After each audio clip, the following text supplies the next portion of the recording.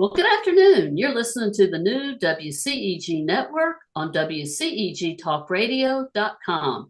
Click your live stream tab, watch us live on your smart TV, YouTube at WCEG Network. I'm Celeste Giordano, your show host with CelesteGiordano.com. My co-host is Sara Poe with Poe's Accounting Services. And our special guest tonight is Kim Scouller. And we are the Global Legacy and Wealth Building for the next hour.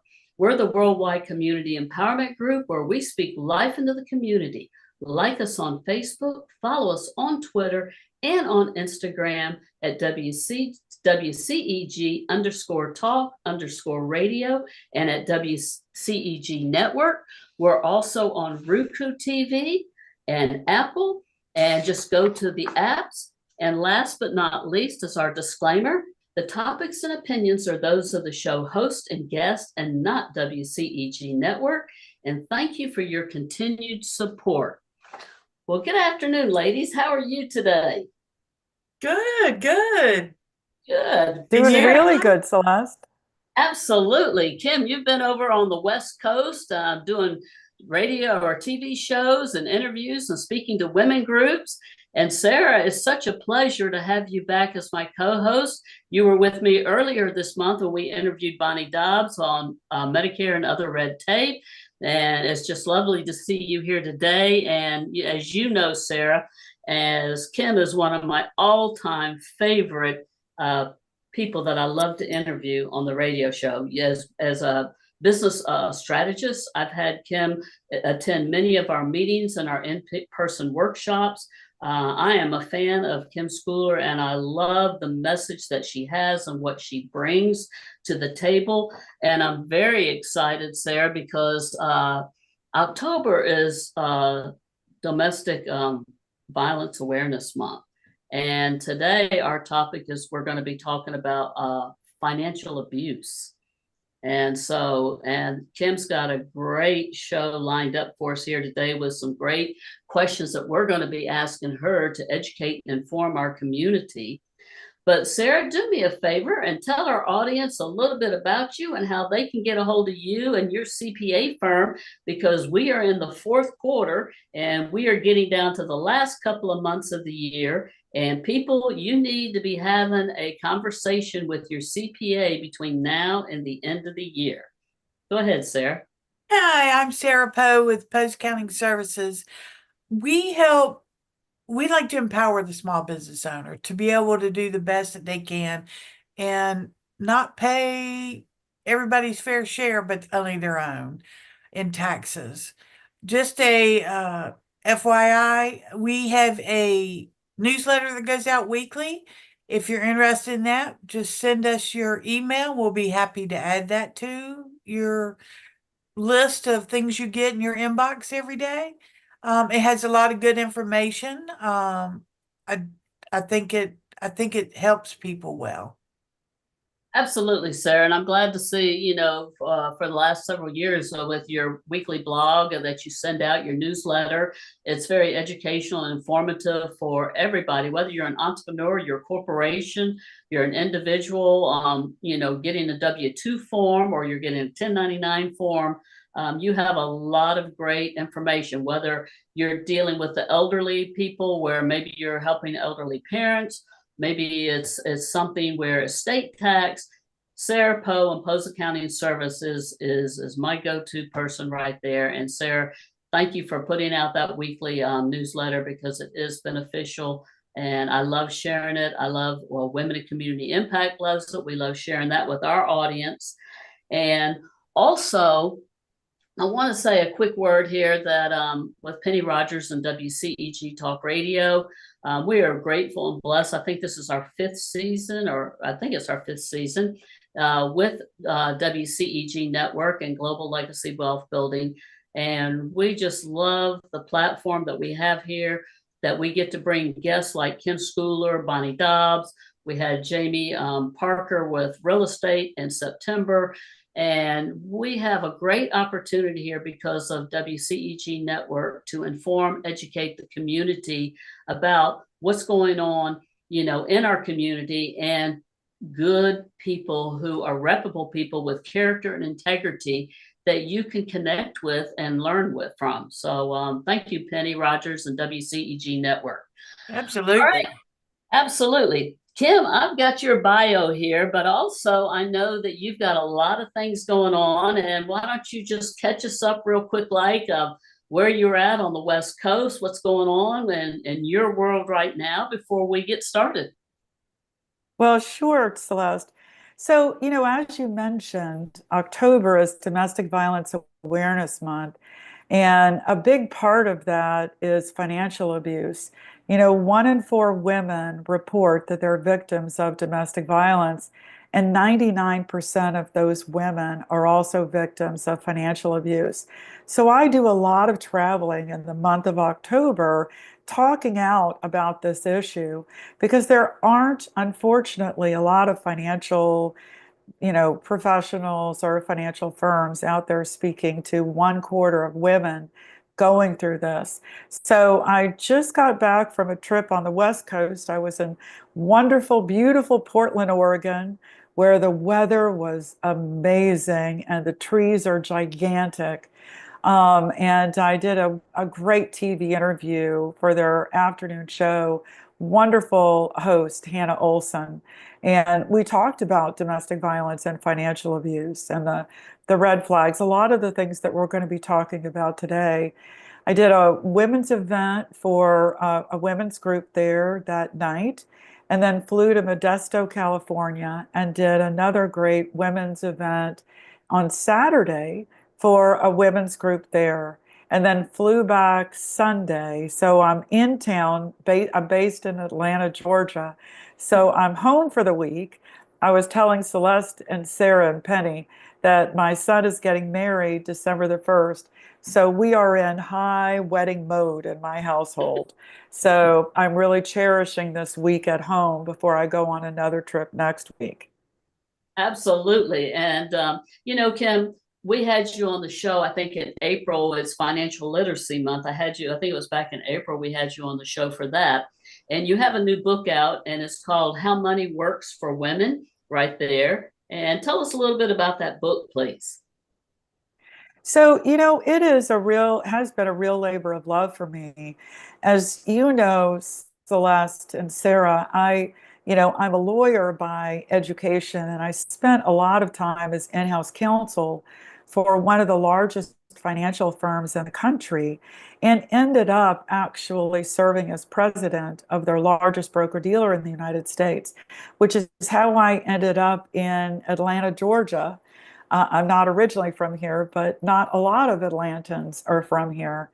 But as I traveled the country in that role, talking to people, especially women, about setting your financial goals and the steps you need to take to accomplish those financial goals, I noticed that there weren't many women in the room, or there weren't a lot of women represented in the financial services area. And so it became a real passion for me to speak up, to really talk to women about finances, help create a safe and accessible place where women can talk about the things that they're concerned about or want to know when it comes to money. And in the book, my co-author is Sharon Lechter, who is like an OG of financial literacy. She's been talking about financial literacy for decades. She co-wrote Rich Dad, Poor Dad with Robert Kiyosaki and 14 other Rich Dad books. She served as president of the Rich Dad Company for 10 years and then left to collaborate with the Napoleon Hill Foundation, where she wrote Think and Grow Rich for Women, 3 Feet from Gold, Outwitting the Devil, and other New York Times bestsellers. When Sharon and I got together on this book, she said she was so excited about this book because she's written so much about financial literacy and financial education. She said this was the first book where we actually provided very practical information for women on how to accomplish the things that they need to accomplish to get where they want to financially. Absolutely. And for our audience listening to us tonight, also, I want you to know that we're also going to be talking about financial abuse with healthy relationships as well. So we don't want you to think it strictly has to do with domestic violence, but we're going to have a lot of great tips and information for education on financial abuse and healthy relationships. And not that you're married to a bad person or anything like that, but just some things that we just sort of take for granted, I guess. Is that the right word, Kim? That we take for granted, or we have a trust factor out there? Well, you know, women in particular, we are so busy raising our families, taking care of the household, and maybe pursuing a career that we don't take the time, oftentimes, to really learn about the family's finances. And whether you're in a healthy relationship or a toxic relationship or no relationship, you should be a participant in making your own financial decisions. You know, an interesting statistic that we talk about in the book is 80% of men die married, while 80% of women die single. So it's so much better if we start participating early so that if our husband passes away or if we end up divorced, for whatever reason we end up alone later in life, we know what's going on with the finances and we can take the steps and do the things we need to do in order to accomplish our goals. Absolutely. And look forward to us digging into that in just a little bit. So without any further ado, Sarah, I would love to read Kim Schouller's bio, because it really doesn't do her justice. That's for sure, Kim, because you are so much more than this bio that you sent me. Kim Scouller is recognized as a leading advocate for financial literacy. She has been an attorney for more than 30 years and serves as an in-house counsel for one of the largest financial service companies in the world.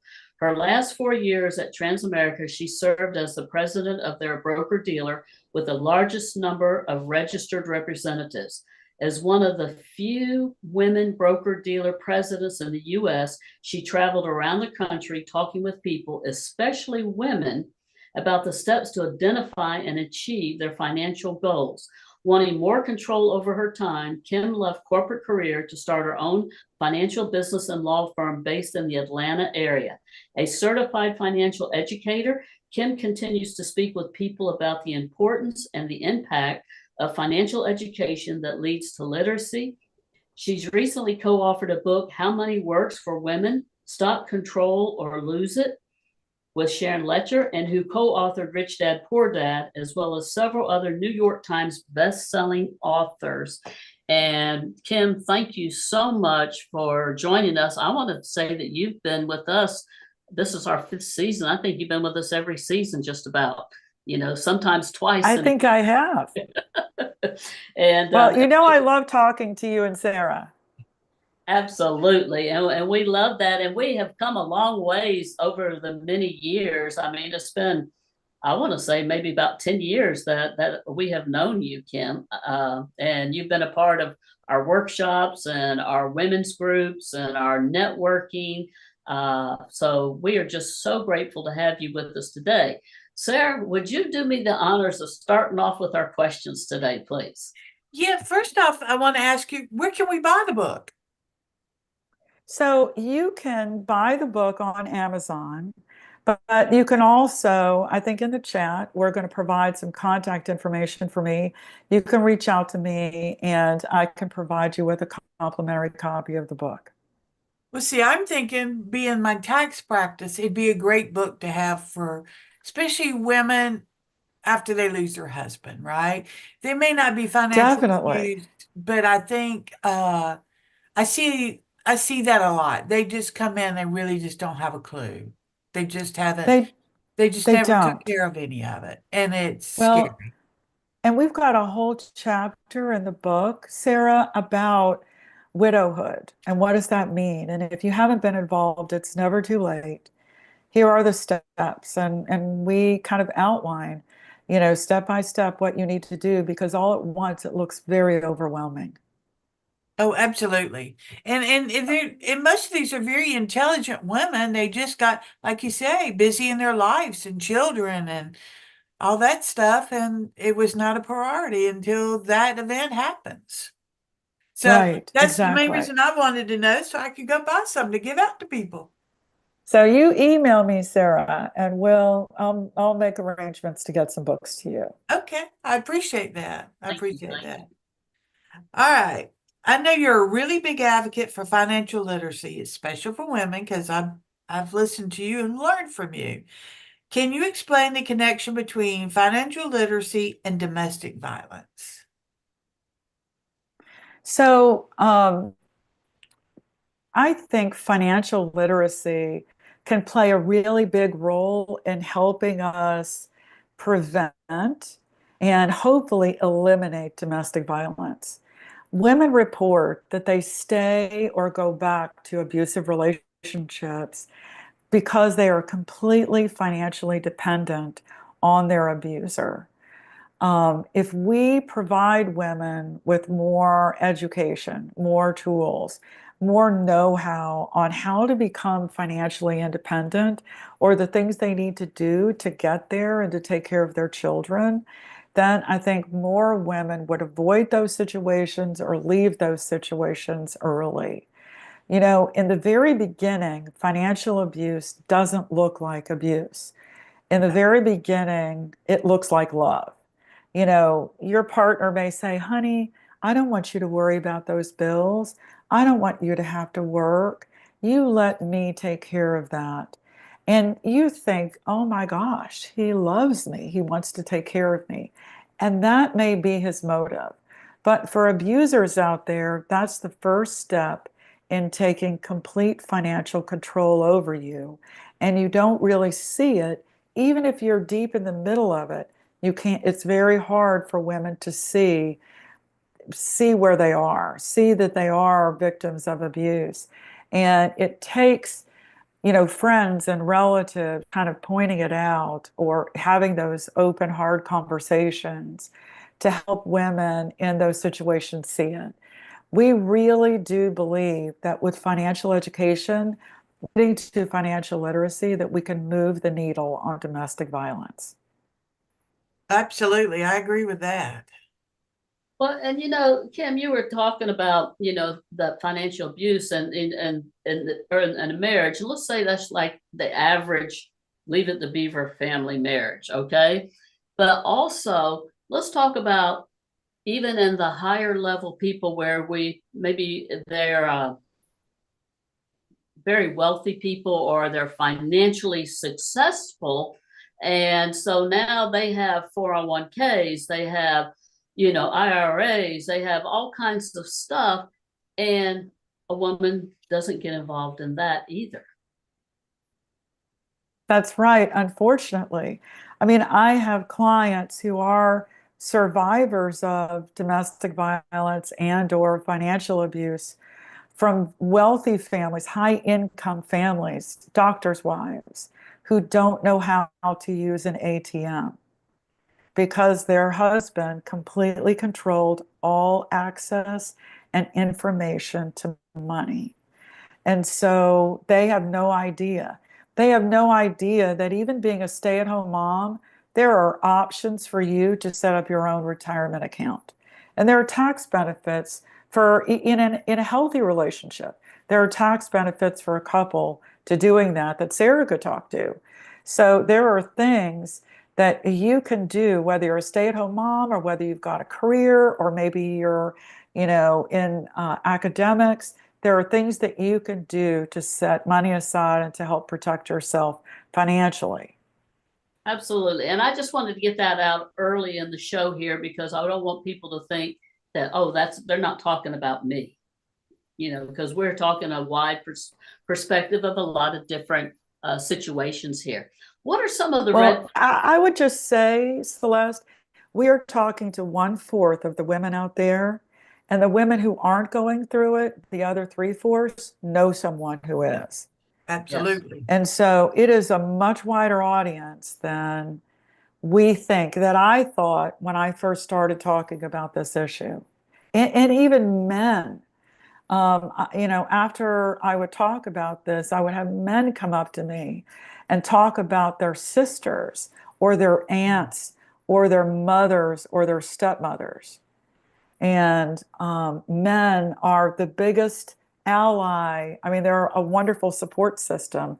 The men, the wonderful men in our lives who can help us. So it's a bigger audience than you might think. No, I totally agree with you, and especially it's who you know. And like I was telling you prior to the show, being a business strategist, and I have a lot of clients, and at our age, I'm 68 and a half. We have people that have lost their spouses and stuff like that, and as clients, and I hear these stories that they're going through, and so we're talking about a lot of people, most definitely. So Yes. what are some of the red flags that we should be on the lookout for in terms of financial abuse? Well, some of the things that we just talked about. First of all, that financial control where your partner is denying or limiting your access to money, or maybe information to money, or they're hiding money from you, or they want a detailed accounting of how you spend your money. Maybe they're criticizing your financial decisions or threatening to withhold money from you, sometimes making financial decisions without consulting you or considering your needs at all. Now, another kind of financial abuse we see is what we call employment or education sabotage. The red flags for this are if your partner may be pressuring you to miss or to be late for work, or maybe they're pressuring you to quit your job or maybe your education. If you are at work or school, maybe they come by and they harass you, or they harass your coworkers, your bosses, your professors, your school friends. They might belittle your accomplishments or criticize your career or academic choices. And in some real extreme cases, physically harming you to prevent you from going to work or school.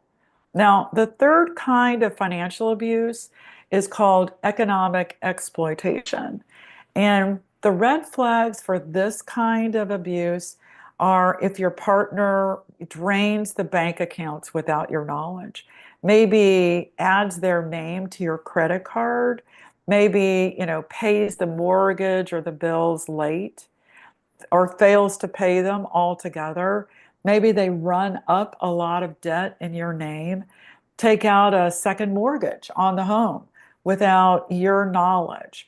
All of these things are, aimed at ruining your credit score and therefore really hindering your ability to access financial resources. Absolutely. Sarah, any questions on that? Do you have or comments you have on that question? I had my ex-husband's grandmother told me before we got married, because she was not emotionally not abused, but she had no idea how to do any of that. Her husband had done it all, right? Then properties, and he up and died suddenly. There she was and didn't know how to write a check, didn't know how to pay a bill. She'd always just had credits at every store. And he was not abusing her or anything. It was just the way that world worked at that time. She looked at me and said, "Don't you ever get yourself in that situation. You have your own bank account, you have your own credit cards, where the person that you're married to has no access to those." And I took her to heart. And, being married is not the easiest thing in the world, but at least I had something that I could hold on to as my own. My credit score was Yes. my own. He could not mess that up by doing some of those things. We never had a joint anything. And in the long run, it was better for both of us. But yeah. That was something really important to Cher and I in the book because, we're part of the baby boomer generation. And it's a generation of women who typically defer the financial decision making to their spouses. And a lot of women that Sharon and I have dealt with in our financial practices are, women who find themselves divorced or widowed, and they were just an added signature to their husband's credit card. And so in their 60s and 70s, they're finding that they have no, in their 60s and 70s, they're finding that they have no credit history, Yeah. no credit score. They can't rent an apartment. They can't buy a car. They can't do all of those things that they need to do post-divorce or, a new widow. So it's really important for women to follow the advice of your grandmother, Sarah. Have your own bank account, have your own credit card, get your own, develop your own credit history, and maintain your own good credit score. Absolutely. Yes. Yes. So if we know someone who's in a situation that may be abusive, what is the best way for us to do to help? What's the best thing we can, or how can we help? So, I mentioned earlier that women in these situations frequently don't see themselves in these situations. And it's up to friends and family members to kind of connect the dots for them. That's what we call it, connecting the dots. And no woman, if she's not ready, she's not ready. And so don't pressure her, don't force her. Um, Try to create a safe place for her to talk about it when she's ready to talk about it. Let her know that you and other resources are available to help her when she's ready. It is daunting, especially if you've got no money or career prospects on your own and you're raising kids. It's scary. And if your husband has a lot of resources, the real concern is he's going to get custody of the kids. What am I going to do? I've got to stay. So, connecting her with resources, there are a lot of community resources, things that families and friends can do, legal services to help, so she doesn't feel like the biggest fear is losing the children. So helping her understand what the resources are that are available, helping create a safe place for her, just giving her a safe address so she can open up a bank account or a credit card in her own name is a thing a friend or a family member can do. Those are all great ideas. And something that I've started doing over the years is um, if a spouse has been coming to if a couple's been coming to me for years and then one of the spouses die, that first year I take and I do that tax return for free, right? Because they're not in the best headspace. And I don't care if you're rich, poor, indifferent, it affects you. I've had Yeah. and I would say 80% of them are women who are now by themselves. They're just so thankful that somebody's thinking of them and helping them.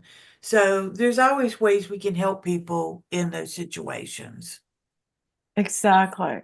Being a true friend, being a support, providing resources, or just comfort that, it's going to get better. And, let's tackle this one step at a time. Yeah. Absolutely. So, Kim, what advice do you have for a woman who wants to escape an abusive situation? So if your safety is at risk, get out. Don't plan, just get out. But if you've got time to plan, then you need to start stashing cash. Set up a bank account and a credit card in your own name. Connect with a friend or get a PO box or whatever you need in order to set up those separate bank account and credit card, and then start, sometimes you're only going to be able to take pictures. You're not going to be able to take the actual documents. So start taking pictures of the important documents, marriage licenses, birth certificates, property deeds, car titles, health insurance cards, auto insurance cards, all of those important documents. If you can't take physical possession of them, take a picture. And then take a picture of all of the large assets in the household, furniture, antiques, collectibles. Take pictures of the house, take pictures of the cars, the boats, artwork. Take pictures of everything. And then take pictures of, unless you can take the physical possession of the documents, of your bank account statements, the retirement account statements. Those are so important. Pay stubs, investment account statements, all of those that you can get access to, start taking pictures of them because you may only be able to leave with your phone. No, and absolutely, and that's very good advice for that, most definitely. And Sarah, with us with Women of Community Impact, we help a lot with Home of Hope. And Kim, I'm sure you're familiar maybe with Home of Hope, where they have helped a lot of these women and children, and most of those women and children have left abusive relationships. And one thing really nice about Home of Hope is they help them with setting up bank accounts and reestablishing and working on budgets and things of this nature so they can get out and get their own apartment. It's not a place to just temporary stay, but it's a place to help you, to educate and inform you, and to help you build a bridge to get over there to your own place for you and your family. Well, that is so important, Celeste. There are these amazing resources in the community to help. A lot of women are so embarrassed or ashamed. They don't want to ask for help. And that, it's not your fault. And, we want to help. This is affecting a quarter of the women out there. And so you need to take advantage of those community resources that are available to you. And, don't feel embarrassed or ashamed. The women who leave abusive relationships, especially with children, are some of the bravest women I know. I mean, I admire and respect them so much. One dear friend of mine who left an abusive relationship after being hurt so badly, lived in her car for a period of time because she was too ashamed to ask her family for help. And I just want to say, please, please don't be ashamed. Don't be embarrassed. Ask for help. That's what family and friends and what these community resources are there for. Absolutely. So I understand that many women who leave abusive relationships may have to start over completely or start from behind if they have bad credit or bankruptcies or foreclosures in their history. What can they do to improve their situation and get back on track? So again, there are a lot of resources out there to help women who are starting over or who are starting behind. There are legal services out there that are geared to help.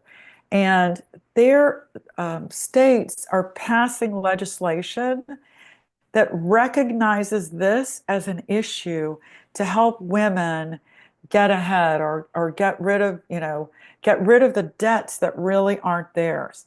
The IRS, actually, this, Sarah, the IRS basically has a program for innocent spouses to, help them avoid tax liens and things like that their abuser may have, built up. So there are resources out there, but also, start a business, start developing your career, do work on side gigs, start creating those multiple streams of income. I love being an entrepreneur. I think it's a great path for women, especially if you've got children, because it provides more flexibility. And in, today's online world, it's easier than ever to start your own business. But find these ways to create more income in your life. A dear friend of mine, client, she moved back in with her parents for a year so she could save money. She took a real estate license, and 12 years later, she's one of the top real estate agents in Atlanta. Her two children are both in college, and she's paying for it. She recently married a wonderful man she met in her church who treats her the way she deserves to be treated. And because of the new blended family, she's now a grandmother. So it, it will get better. It will get better, but you've got to work at it. Maybe you need to move home for a while, and maybe that's not ideal, but to save money, we all know time flies by. Get your real estate license, or find ways to create streams of income, and then save what you can, invest what you can. Work with professionals like Celeste and Sara and myself to help get you on the right track. Absolutely. I mean, so I got divorced a couple years ago. Well, I had to get my stuff together, basically. I had just been unhappy and didn't do what I should have done, right? So it took me 3 years to get my credit score back up and to be at a place that I could do what I wanted to do, right? It was a scary thought, and I never thought I'd be that person, right? Like you're saying. I was Right. embarrassed, right? I had to make a choice, be embarrassed or move on with my life. And when all this happened, I was $200,000 in debt with medical debt, right? I learned I'm the best at negotiating that stuff now. I learned a valuable lesson through all that. How to negotiate, what's the best way to do it. But there's just things that we're just so apt to just leave in somebody else's hands and not worry about it. Please don't do that. Please listen to these Right. and do some of these things for yourself. Right. Ignorance is not bliss. No. No, it's not. And sometimes, speaking about abusive relationships, and this maybe doesn't have so much to do with the money part, but it has to do with the physical abusive part, that, if you're being abused physically, there's emotional, there's physical, and you keep saying, well, you start making excuses. You should say, well, I provoked it. I did this. I did that. No. And, you need to get out of there, because one little hit in the face or whatever, it could lead to 5 stitches in your head the next time. And that's a dangerous position to be in. And don't stay in there because you feel that you don't have options, because as we said earlier, there are options out there. There's services out there, and you don't want to stay in a physical or emotional abusive relationship, let alone financial. Absolutely. Well, it takes such a toll on the victim. She's so beaten down, and I use the she pronouns. There are men who are also victims of domestic violence and financial abuse, but the large majority are women. She feels that she deserves the bad treatment, that she's not worth it, that, her self-esteem is so low that it's really hard to overcome that, let alone, leave the situation, get a job, or rely on friends for help, because you're in this mindset of I don't deserve help. I don't deserve good things in my life. I deserve the bad treatment in my life. I did this or I provoked that. But it's just not the case. It is the abuser's problem, not yours. Absolutely. And the longer you stay in that relationship, you become conditioned to it, and you think it's okay, and you make excuses for it. And Right. and that's not good. And what happens, as you said, your self-esteem, you become like a big fat zero. You feel like you are a zero, and and you're Right. not, but you feel like you are a zero because they use the verbal abuse along with the verbal and emotional abuse along with the physical abuse. Right. Right. Okay, so one of the characters in your book on how money works for women, Take Control or Lose It, is a survivor of domestic violence. Can you tell us more about Sarah's story? Not this Sarah, but Sarah's story. The Sarah in the book. So, in the book, we tell the story of money through the eyes and situations of 9 different women characters. They're at all different ages, career paths, school, all of that. And they really, each one encompasses a different stage of life and a different situation that so many women may go through. And the character that is going through or escaped domestic violence her name is Sarah. And I told a little bit about her story. Most of the characters are based on kind of an amalgamation of clients that I and Sharon have dealt with through our careers. But Sarah is a client in particular of mine who did, she lived in Florida with a very wealthy husband. He had a very high income job, but he was a drug abuser and a gambler. And it was an abusive situation for her, financially, physically, emotionally. And so she left with nothing but the 2 kids and came back to Georgia, left that very extravagant but toxic, crazy lifestyle in Florida, moved back in with her parents, saved money for a year, started selling real estate in the Atlanta area. And as I said, she's one of the top real estate agents in the city now. I just bought my house from her a little over a year ago. And she's just amazing and inspiring and took care of her kids, takes care of her family.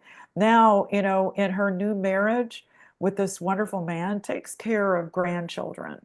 Um, I mean, just a light for me. And anyway, she's but it was dark. It was really dark in those early days. And she was saving just a little bit of money at a time. Um, but over, the past 12, 15 years, she's in, financially independent and taking care of her family. She doesn't lead an extravagant lifestyle, but that's not her dream. Her dream is to take care of her family. Yes, I understand that. So I think all of us at times have had a touch of it, maybe not on a regular basis, where your spouse may try to control some of that. And it's easy to give into it, especially when you're working full time and have And family. the kids Yeah, and yeah. You yeah, run out of time and energy.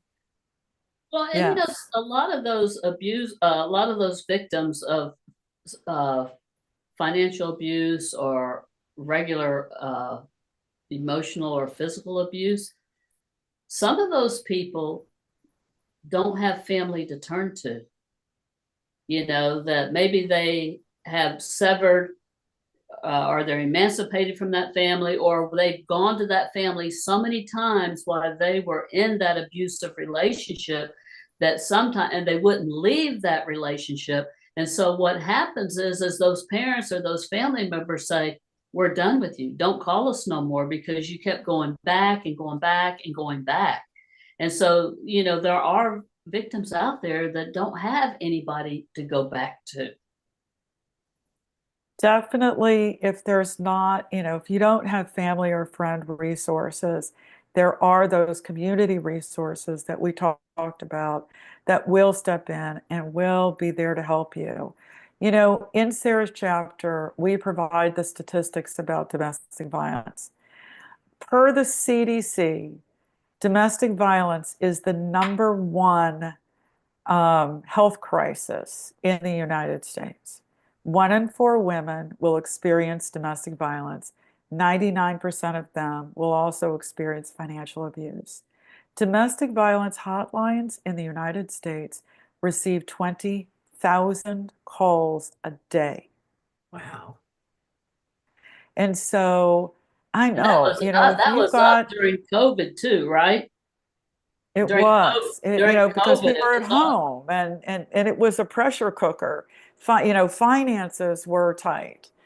So it is incumbent on us as a society to help women in this situation, to help victims, men or women in this situation, through charitable work, community resources, government assistance, friends and family. It's really up to us to help ease this problem. It is, as I said, if you go to the CDC's website, domestic violence is the #1 public health crisis in the United States. And something that, since I've been divorced, I've been trying to teach my granddaughters how to not need a man, but you can want a man. There's a difference, right? You need to be self-sufficient. So my saying, especially to young women, is a man is not a plan. Yeah, Yeah, you need to come up with your own plan. You are that's right. responsible for your own plan. A man is not a plan. You need to be able to support yourself, your own home, the whole 9 yards. It may not happen as quickly as it does for other people, but that's okay. You have so much more self-confidence, and this is crazy to say. I got divorced. I never bought a car for myself. Never. I've never bought a house all by myself. And I did both those things within a year of getting divorced. And Right. it didn't hit me at first, and later I was like, wow, I did that. So you got to praise yourself along the way, because sometimes we don't do that enough. Absolutely. Right. I want to give Right. the number out for the CDC number that you just talked about, Kim. Penny says that it's 1-800-799-7233. Domestic violence helpline is text BEGIN, BEGIN in capital letters, to 88788. Well, and another great resource to go to online is domestic shelters with an S, shelters.org. And that website keeps a list of all of the community resources in your area. You can, I think, put in your city or put in your zip code, and it should provide you with a list of the nearest resources available to you. Absolutely. So did we talk about Sarah's story? Yeah. We did. We did. Okay. Sarah in the book. Yes. Sarah in the book, not this Sarah. Even though I got my own stories. You do. And you know what, Sarah? You should be very, very proud of yourself. You have achieved. I mean, we're also in Breast Cancer Awareness Month. I mean, the things that you have overcome as a survivor of that, and marriage, and very successful business person. You're like, somebody could take you and drop you out of a plane, and you could land anywhere in the United States or in the country, and you would be back going in no time flying. And you've got to be able to do that. Yes. But we're not teaching girls how to do that. So, but that's just my opinion. Okay. We need more teachers, that's for sure. Yes, we more need examples, more teachers. Yes, absolutely. On that teaching part, though, Kim, we really need to get into the younger generations, whether it be the high schools or middle school. I don't know. We need to get in there, and we need to teach them about healthy relationships, and about financial literacy, and about budgeting and bank accounts, and educating these younger generations, because sometimes, they're a product of where they're at. So let's face it, a lot of these families today, kids are growing up in single family homes. They're not growing up with a husband, with a mom and a dad. They may be growing up with a mom or growing up with a dad, or they've seen their parents go through this, arguing over money, or seen violence in the home, or whatever. They've heard it, all of that. And we've got to reprogram this younger generation. We got to break that cycle. We definitely have to break that cycle of this absence of education or apathy about, finances. I've found with the young people that I work with, this kind of sense of hopelessness. They've got crushing debt, they're crushing student loan debt. Everything is too expensive for them to find a place to live, to do the things they want to do, to eat decent food. Everything is just way too expensive. To buy a car these days, it's way too expensive compared to where their wages are. And so there is a sense of hopelessness among the younger generation. And so truly we need more teachers, more educators, more examples of strong, people doing the right things financially, making fully informed financial decisions, setting money aside, delaying instant gratification for, achieving a financial goal that you might have. So, and I sit down with my son, 28, getting married soon, and, we plan finances. Okay, at this point, if you set aside this much money, at this point, you will have enough to put a down payment on a decent house. So we do that kind of planning. They don't know how to break it down month by month. What do I need to set aside to accomplish this? How much do I have to work in order to have that much extra income to set aside? Nobody's helping them kind of do the math of it. So we need more teachers, more people talking about it. We need more great examples out there. Absolutely, Kim. I want to also give a couple of more numbers out. The National Domestic Violence Hotline is 1-800-799-SAFE. That's 7233. Also, www.thehotline.org. And statewide Georgia Coalition Domestic Violence Hotline, www.WCEG.org. And we should have this in our chat as well, and you can go back and listen to it. Go ahead, Sarah. Okay. So what advice, do you have any advice for women who are in healthy relationships? So, a lot of the things that we've talked about, be an equal participant, have your own bank account, your own credit card, have your own credit history and a good credit score. Know what's up with the family's finances. Maybe you don't want to be the ultimate decision maker, but you should know exactly what's going on. And, sometimes it's a little intimidating to, meet with a financial professional. So write your questions down ahead of time so that you won't forget them. It's like going to see a doctor. I get a little intimidated when I go see my doctor. So I kind of write it out on my phone just to make sure that I'm going to ask these questions. So do the same thing with your financial professional. That person works with you. Now, in the book, in Fatima's chapter, Fatima is the character who's become a widow.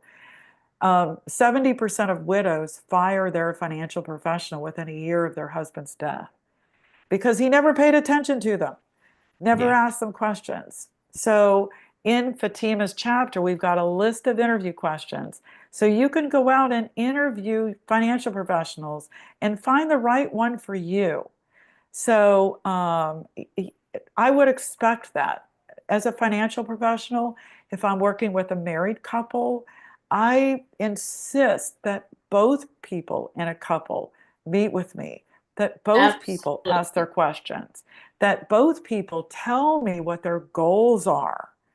I want to be sure that I'm satisfying both, both people, not just the person who's the loudest, or the person who's able to make the meeting. I want to be sure I'm addressing the needs of both people in a couple. Well, and that was the thing that I was going to say earlier when we were talking about red flags. You know, you know, most average and well-to-do and wealthy people have financial advisors. If you've never met your financial advisor, if you have never had a conversation with that financial advisor and you're in a healthy relationship, that is a huge red flag. Yes, yes.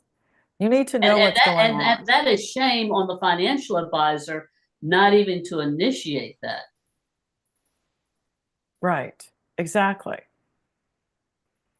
And I would think in the chapter with the lady who became a widow, how important is a will in all of that? How many people It's don't have critical. wills? It is critical because the probate process, as we know, can, take a long time and it can be costly. But if you've got an estate plan in place, it makes things so much easier for your loved ones. I've got a client, his wife passed away suddenly. It was just crazy. All of a sudden, she managed all the finances of the family, but she never kept it organized in one place. So he was still going through stacks and stacks of paperwork sitting around trying to find out what their finances were. One of the first things that he and I did was sit down and put an estate plan in place for him because she did not have one in place.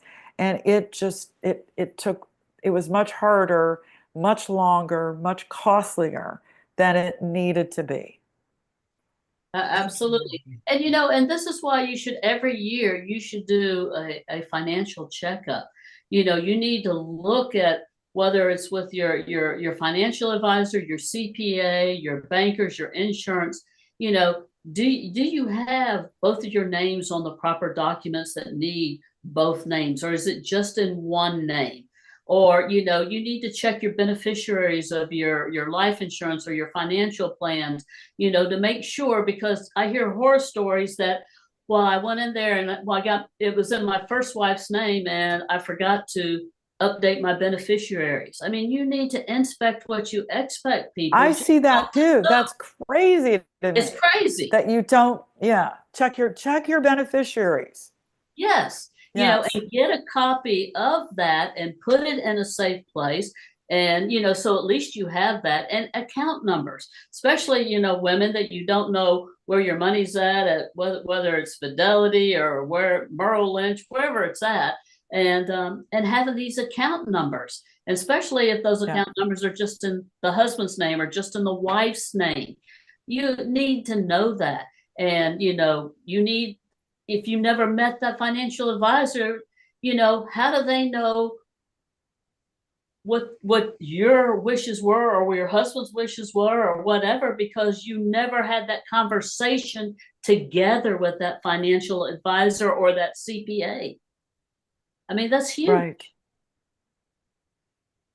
Well, we're getting ready to, we're getting, I'm preaching, we could preach it. Three of us, man, we just need to just go have another workshop, Kim and Sarah. I agree. I know. We have about 1 minute left. And so, Kim, how can people reach out to you?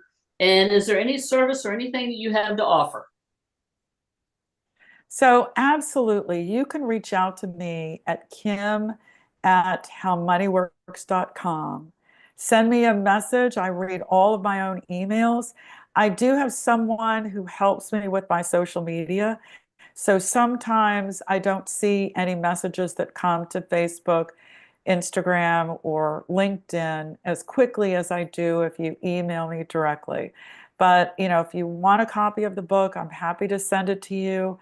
I do, I help people with their own finances. I, do presentations for large groups. And so I'm, happy to do any and all of that as it can work into my schedule.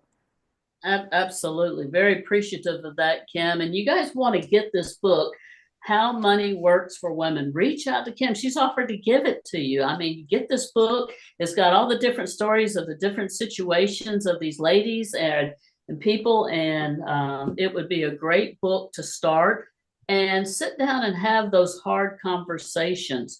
And also reach out to the numbers that we have. We should have them in our chat on our social media thing. If you're in a situation right now, you can, somebody asked me to hold the book back up. So here's the book, reach out to some of these organizations. There's help out there. Reach out to Kim, reach out to me or Sarah. We will direct you in the right way to go with the right link to an organization that can help you. And we are just very grateful for WCEG Network for this platform that you always give us the opportunity to educate and inform our community. Sarah, thank you so much for being my co-host tonight. Well, thank you. I appreciate it. Kim. And Kim, we can't thank you enough for being with us. Our next show, I believe, is on November 12th. And our guest is going to be Sara Poe. And Sarah, what are we going to be talking about? I'm going to be interviewing you that day. So we're going to talk about strategies of how to save money between now and the end of the year. Very good. Ways to not pay as much in taxes. Very good. And then the thing I have preached all year, your beneficial owner information. If you have not done that, you got just a little bit of time left before it's going to cost you $500 a day. All right. Very good. Now, who is that for? Small business owners.